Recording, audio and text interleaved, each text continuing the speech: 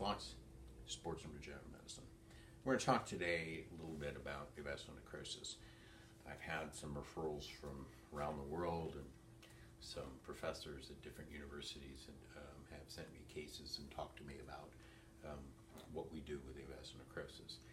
And we have had some very interesting cases, and we use regenerative medicine to try to help repair the AVN. Avascular necrosis is where there's the loss of blood flow that causes bone cellular death.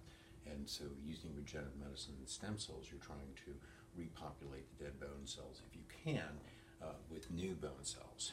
The other thing that occurs is a rapid degeneration of the joint when the joint degenerates. And as you see this hip here, this is a blackened area.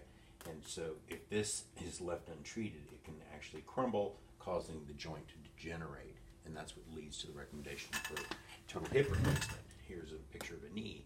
And if this degenerates, then you get a knee replacement. We're trying to fix this and repopulate with new bone cells. The other thing that can occur is you prevent the rapid degeneration of the joint by maintaining joint homeostasis and preventing a further degeneration.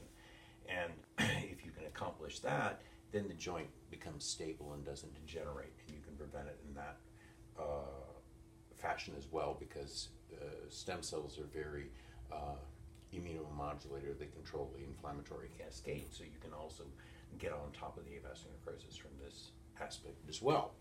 So not just young athletes are very happy with this, but even older patients who don't want joint replacements are interested in this type of treatment approach. Thank you.